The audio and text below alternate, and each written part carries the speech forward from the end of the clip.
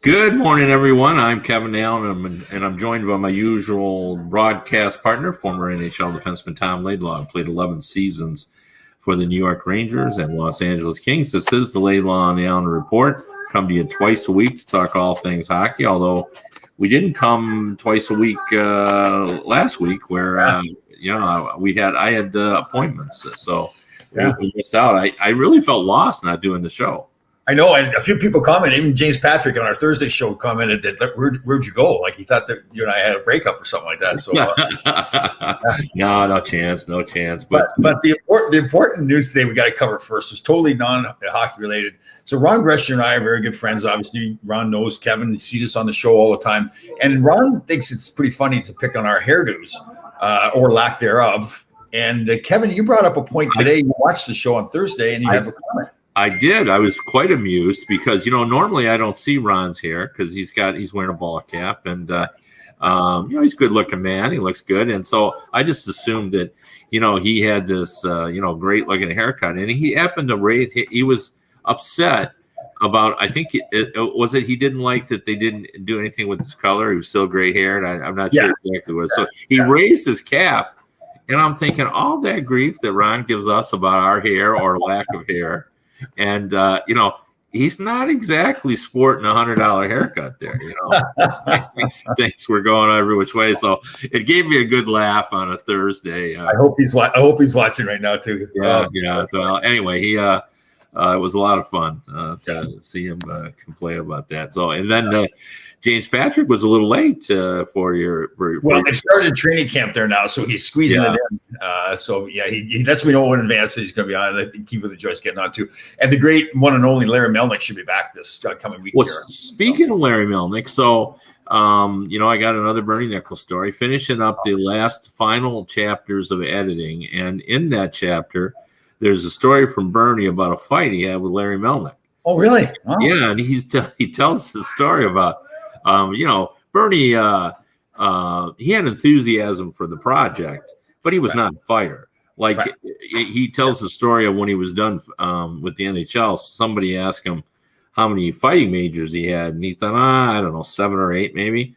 It turns out he had 23. Oh, did he really? Wow. Yeah, so he fought 23 times, but one of them he remembers for sure is because he's in Edmonton and they're between the benches, and all of a sudden, he finds himself in a battle with Larry Melnick. And all of a sudden, he said, I'm wailing on Larry. He goes, he's not even fighting back. Like, he started it. And he said, and I'm just wailing all over him. And I'm going, what's going on here? He goes, and then I was so engaged in the battle, I didn't see that Brian McClellan, who's now the general manager of the Capitals, was holding Larry's arms back, and he couldn't do anything. Oh, that's funny. He said, so I got 10 or 15 free shots, at him for nothing. He said that he and Larry have talked about it since, and even asked about. One more real quick Larry Melnick story. So, now he's gotten, I think it's really gone to his head, this popularity on the show that I allowed him to be on.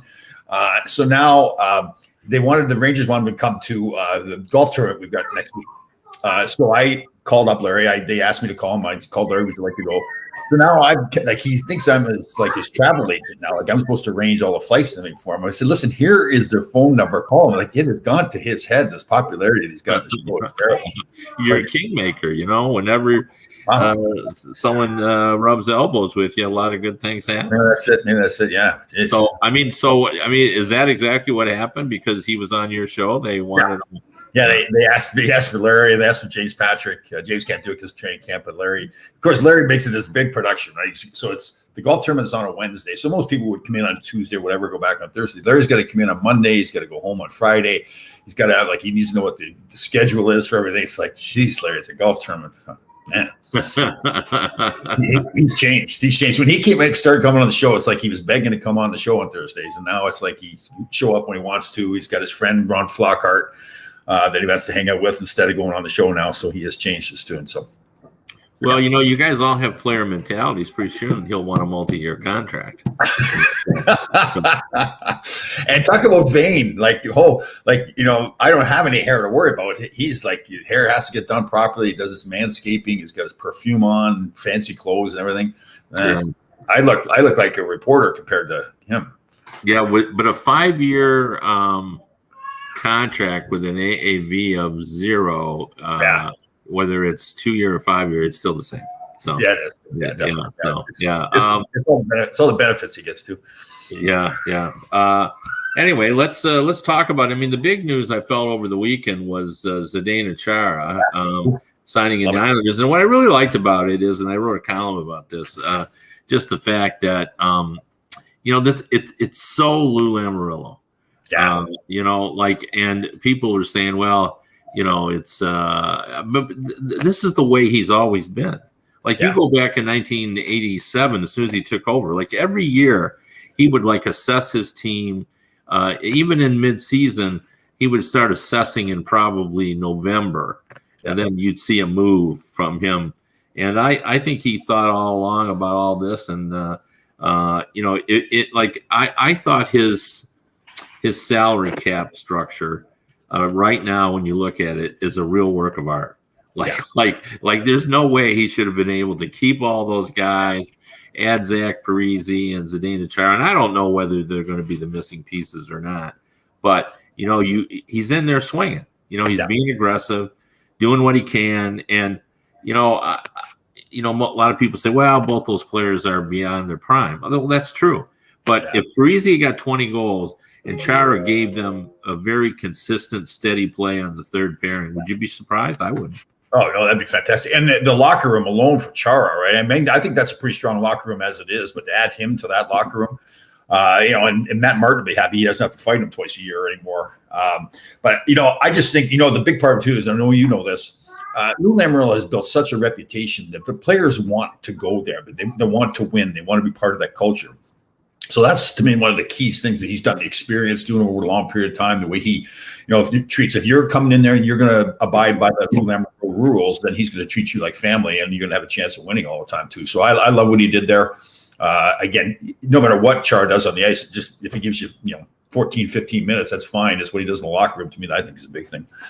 Yeah, but I think he can still play. Like I watched the Capitals a lot. I like to see Ovechkin, and I thought last year he was a kind of a steady performer. He's even on the power play a little bit with Washington last year too. Well, yeah, and what I like too is every once in a while he can still be beastly. Well, you just wouldn't want to be out there against him, right? If you're another forward, I mean, and he works so hard. He's such a professional. You can't say enough good things about him the way he's handled himself.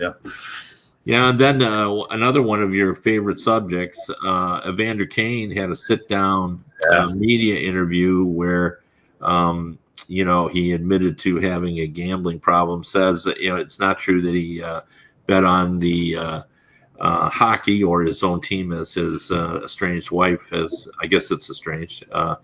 pointed out. What was your take on his apology? Well, first of all, I don't know why he's out there talking right now. If I was his agent, I would say, listen, you've got a lot of things to go through here. Just stop talking right now. I know you want to say your side of it, but there's all the legal ramifications, the stuff with his wife. Again, it's awful. I've never met the man, so it's terrible. I think you and I are both the same way. You don't want to start. From what I'm hearing from stories with him, that he's not well liked by his teammates. He's not that, not really a great team guy. But listen, if he actually has a problem, a gambling addiction problem, an illness, then he needs to get help. He shouldn't be out talking about it. He should be getting help. And then you feel bad for him. It's like, it doesn't matter if he's bad. And maybe he's just got this gambling addiction and that's ruined the rest of his life and the way he treats other people and everything. And then, we've got to feel sorry for him and hope that he gets help. Yeah. Yeah, it is interesting. I appeared on a podcast in San Jose. It was a little panel discussion on dressing rooms where there's a problem player. And they asked me, because I had covered the league for so long, to come up with an example of a team that was very successful, even though they had one player that, everybody disliked or got along. And to be honest, I could come up with a lot of them in basketball, a lot of them in baseball, but I couldn't come up with any in hockey. The harmony seems to be part and parcel with success in the end. And part of it is too, I think you grow up with a culture in hockey that that guy's on your team. He's on your team. He's your teammate, and you support him. I remember when Sean Avery made the comments, the inappropriate comments, way back when he was with the Dallas Stars about his old girlfriend, and some of the other guys were going out and publicly chastising him, And I kind of felt like, okay, I get it. You guys are married. He's saying bad things, but it makes you look bad too. But that's kind of staying in house. Like we've talked so many times before. I saw George McPhee and Steve Richmond, who were good friends, go at each other with the sticks in practice one time at Ride Playland with no helmets on, swinging at each other, and they were great friends. Anything that there's a problem was settled on the ice. That was it. Once it's done with, you're my teammate, and I'll die for you. Same thing as when, now when a guy goes to another team, listen, if you have to fight him or hurt him or something like that, he was your teammate. He's now on the other team. I remember when I was in LA, Jimmy Carson was LA, great kid, really talented athlete, intelligent man, got traded to Edmonton, and we got a playoff series. And, he was a good goal scorer. I had to run him one time and knocked him out cold. And I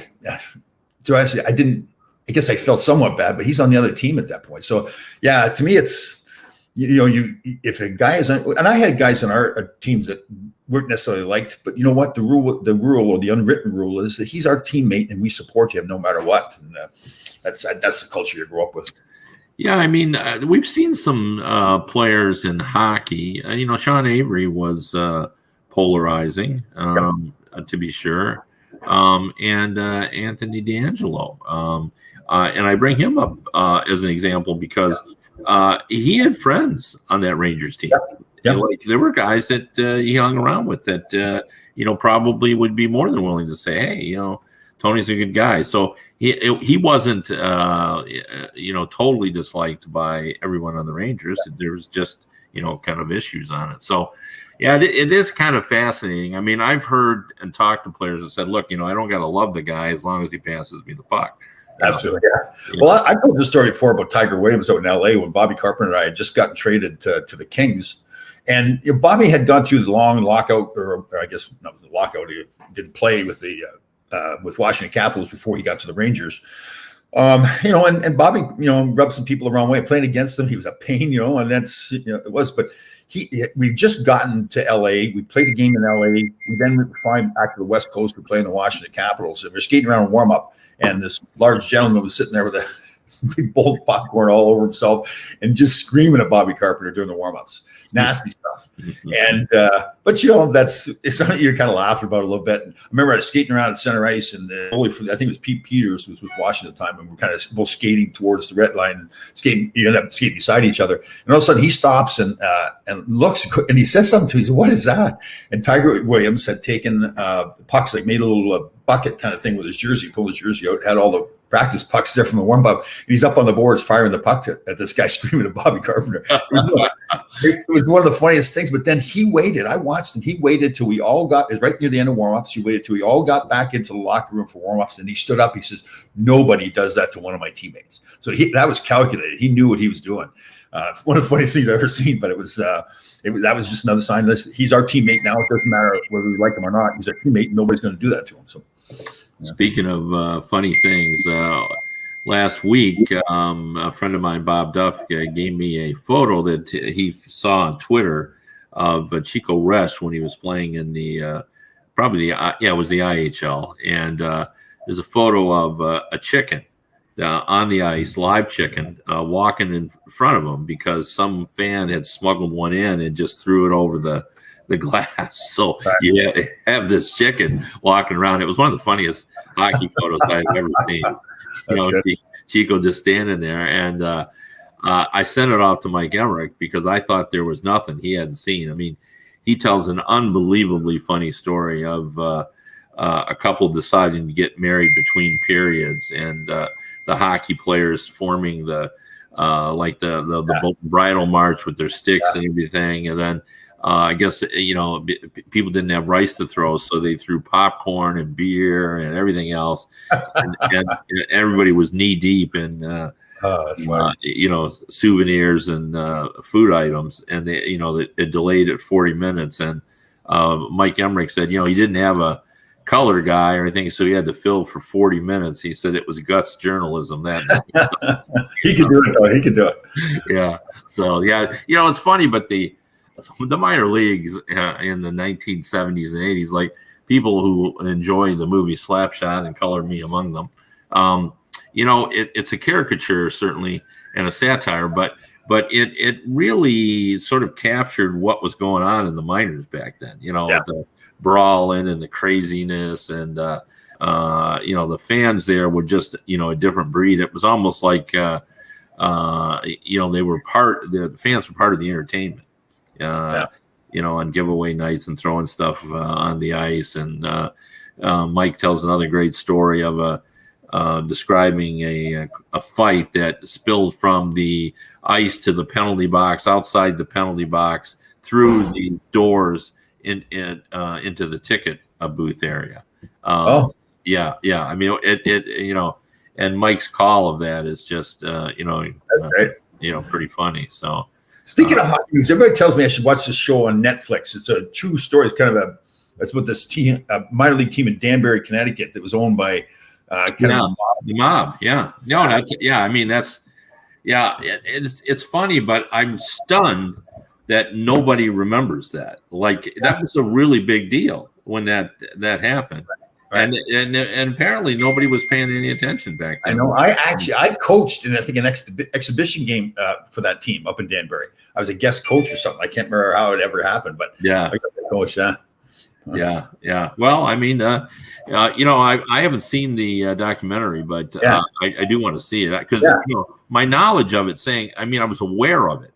That's all I'm saying. Like, I don't remember. Right. It wasn't. Somebody told me a story about it, and I was like, "It's somewhat familiar, right?" I didn't. Really know. I mean, I think we all sort of knew what was going on, but we had other things going on in our lives. So back then, now it's COVID. We don't have anything going on. Yeah, nothing else to do. Yeah. Hey, kind of an interesting. I just saw this article before we jumped on, so I'm assuming it's true. Artemi Panarin, great player. Love the way he plays. He plays with passion, everything here, skill here at the Rangers. Apparently, he was asked, and again, this is a report, he was asked that if he was asked to be captain of the Rangers, would he do it? And he said, no, he would not. So again, I'm assuming this is all true. It's not a huge deal. It's just that, a player of that stature, maybe it's the English language is not as good at either. I'd rather he'd say, listen, if I'm asked to be captain of the team, it'd be an honor. I do it. I do think there's other guys on the team that are better equipped to be the captain. So I again, I wouldn't hang him for, just not turning it down in the proper fashion. Maybe he just doesn't see himself as, because it's a special breed. Like, my argument would be if a guy doesn't want to be captain, he wasn't the right choice anyway. Exactly. You're right. Yeah. So, you got to have a guy, and he's got to feel confident enough, and some guys don't. They just don't want to be the guy that has to stand up. And, I've had guys tell me, he says, oh, you got to plan all the parties, and I don't want to do any of that. You know what I mean? Like, there was some other stuff that went with it that they didn't want to do. And it's sort of, at the end of the night, you got to make sure everybody gets home, I know. And that was the same thing. Herb Brooks came in with the Rangers. Barry Beck had been captain and was hurt. And I guess Herb went to Anders Hedberg, I believe, and asked him if he wanted to be captain. He said, no, he should pick Tommy as captain. So Herb comes to me famously later in days, says, Laidlaw, you're captain. Nobody else wants to be captain. So, That's quite an endorsement. I can't find anybody else to do it, so you're it. That's funny. Well, Susan, who appears to know everything that goes on in the National Hockey League, she thinks it's going to be Kreider or Trouba. I don't know if, first of all, Trouba, I love him as a player. I think now that he can just settle down and do what he needs to do out there. I don't know if he's got the personality, from what I understand. I've been at a couple of events with him, and he's kind of a quiet guy. But maybe being the captain will bring in a little bit more personality out of him. Kreider, man, I like him. I think he's great work ethic. Seems like he's a great leader. Can be a great player. But the knock again is going to be, you'd want your captain to be a little bit more consistent in his play. And again, I like him a lot, but it seems to me the knock is, he gives you so much sometimes that you want that all the time. He doesn't always bring it. So, well, I'm going to throw something out there that might irritate some of our Rangers fans. But the fact that we don't have and we can't come up with an obvious choice to be a captain, does that say something about this team? Like, we both agree that we like this team. I mean, look at the talent, the young talent. They're going to get better. I think they're going to make playoffs this year, and I've already had to do some preseason, and I've got them in. But I would say they are missing that natural leader, the flag carrier, the guy that's going to lead the charge. The guy that comes to my mind, maybe Ryan Reeves. I don't know if he's fourth line guys typically aren't captains, but he seems to have that personality to step out front and be kind of the tip of the spear. Yeah, but you can't have a guy who's not going to be on the ice when the game's I know. Yeah, no, I agree. So, but it's just, again, I'm with you. I just don't think they've got somebody there yet. They say that Lafreniere has that, had that in him. So, but that, he's too young to be that right now. Although, like the New York Jets, although they may take it away from him now, their quarterback there, that Zach Wilson, I think it was, they named him as one of the captains and rookie in the National Football League. So, yeah, it's interesting. When I first started covering the NHL, and when you were in the NHL in those 1980s, like the captain really, like nobody was looking at the statistics when they named the captain. And then it sort of evolved a little bit, and we started to see like the leading scorer on every team started to end up being captain. And now I think it's kind of a hybrid. There's kind of a mix now. And the assistant captain, it depends on who you've got as assistant captains too, right? I mean, that's a good point. Sometimes that captain, like it's maybe Wayne Gretzky was your best player, but he wasn't necessarily, again, he was a leader, but not necessarily stood up in the locker room and led that way, So, but if you had other guys there, I mentioned like Adam Graves, for example, and Mark Messier was a great leader, but he also had Adam Graves with him, who, maybe when Mark wasn't, at his best or stepping up and saying something, then Adam Graves was there as well. But yeah. Well, I oftentimes too, if we, I wonder sometimes you'd be better off and they do this sometimes with just a collection of A's. So you have kind of a ruling group. Yeah. Apparently, sorry, this is breaking news here. Breaking news, Kevin. Okay, apparently Ron has just gotten on the show because he's starting right away with the hair. Can you please tell me? Yeah. All right. So Ron obviously missed the show, start of the show, and maybe some other people did as well. But Kevin, who's the keen-eyed reporter for many years now, was watching our Thursday show and commented that when Ron took his hat off, what did you see, Kevin? Well, what I saw was a guy who was living in a glass house commenting on our hair. He's throwing stones at us. That wasn't exactly a $150 haircut he had there. Was it George Clooney? No, it was not. That was not a George Clooney cut. So, he was complaining. I think, Ron, and I hope I have this right, Ron, I think you were complaining about the gray. I don't know. Yeah, I think it was. Didn't he say that he asked the barber to cut all the gray out? That's exactly what it was. And the barber didn't do a good job. But it did look like maybe the barber had been drinking when Ron got the haircut. I'm not sure, but yeah. Well, I did. I don't. That's the first time that I think I'd ever seen him take the hat off. When that's what he just says here. That's why we're at. That's probably why I should wear it. Yeah, a good point. Yeah. Anyway, but Ron's up there. He had, I guess it was last Saturday, right? Not this past Saturday before they buried his mother. So he was, was up there with all his family and everything. So he said, as much as he can't say that's good, but he was happy that got up there to say goodbye to his mother. So everything's good. Yeah. All good. Hey, how about all the players signing professional tryout agreements? Have you seen? It seems to be a lot more than I have seen in the past. Well, I mean, I think it reflects that we do have a kind of a large group, that we've had a number of players who just haven't ended up with contracts for a variety of reasons.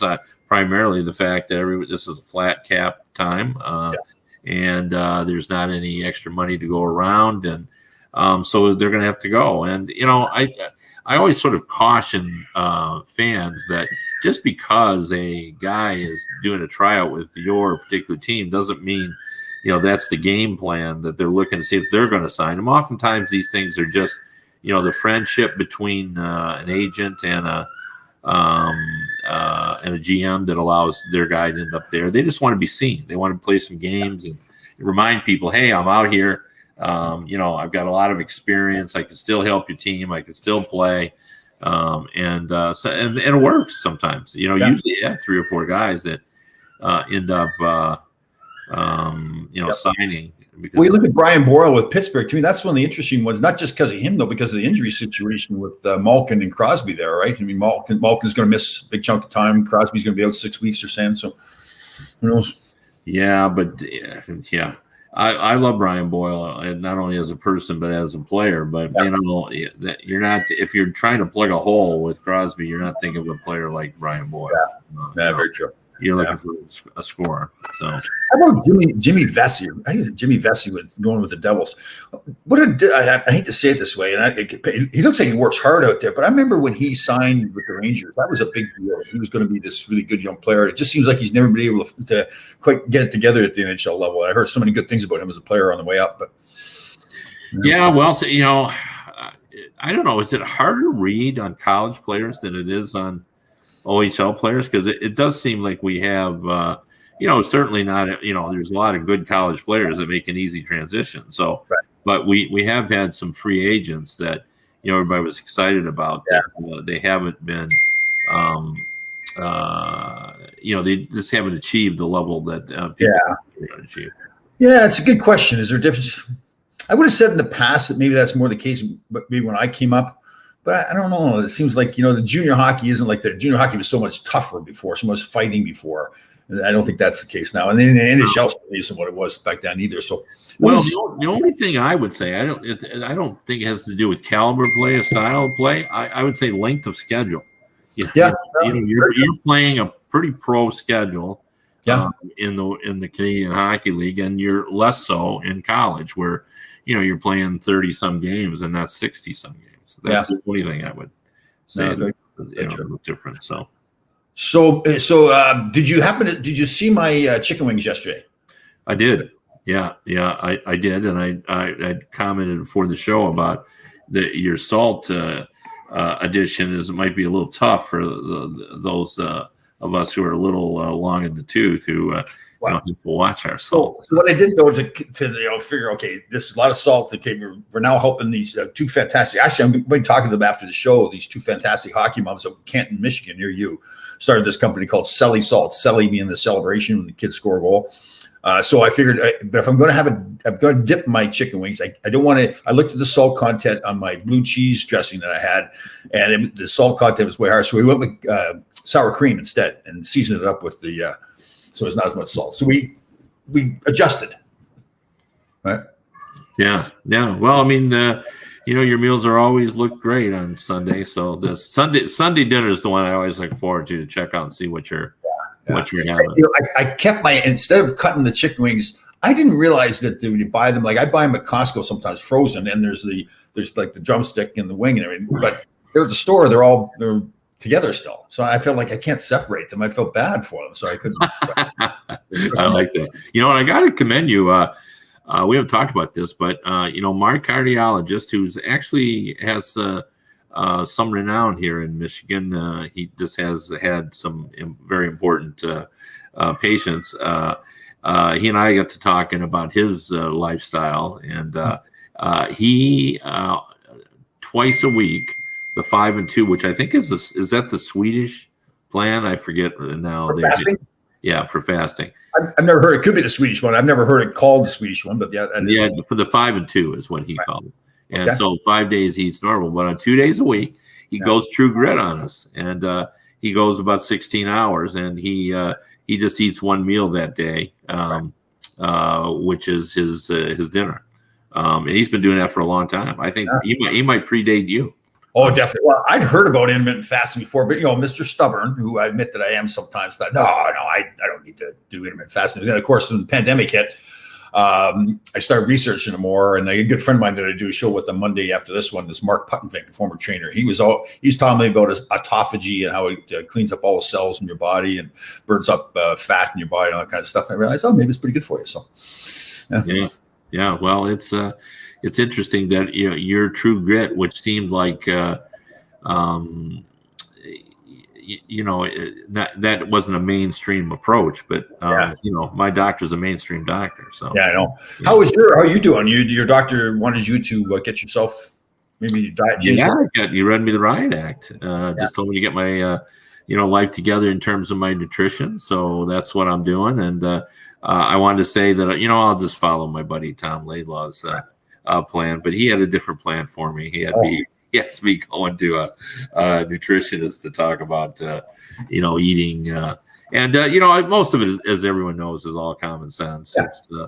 It's portion control, but there are some things that, as you get older, you have to, pay attention to, salt being among them. Yeah. So, I'm usually pretty good with because I don't buy like canned soup, for instance, which got a ton of salt in it. A lot of these processed foods, if you really read the package, how much sodium is in it.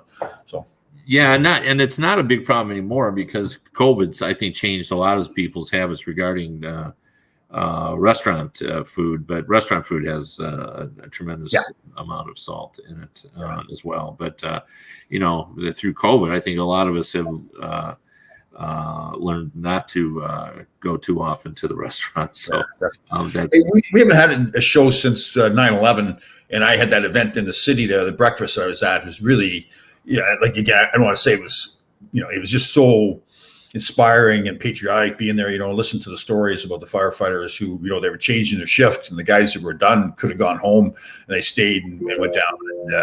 And, just the whole being around the families and friends and telling stories about their people that we lost, just like real heroes too. And this firehouse was up on like 49th and 8th Avenue.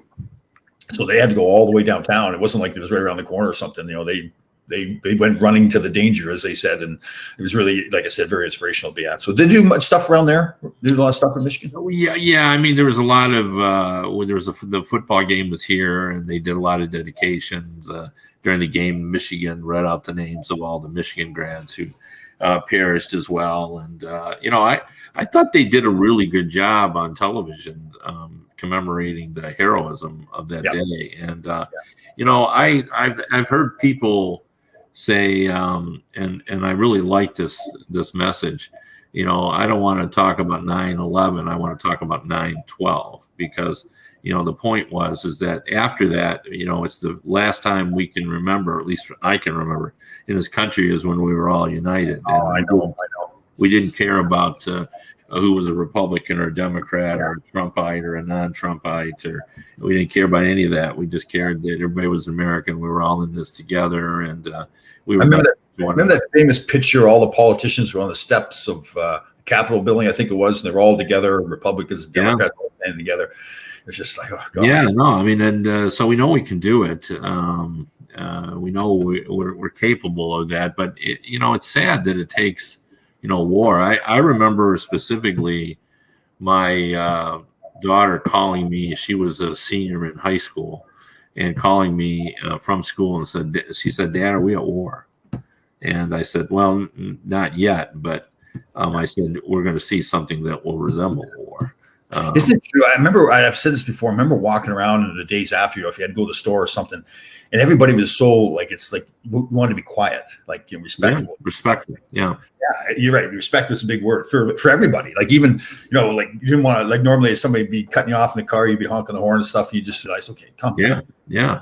That's what's the matter? And, you see that sort of attitude with people who have experienced, a life-threatening illness as well, where they realize what's important. And, after 9/11, we all realized, but then it wore off. We got all.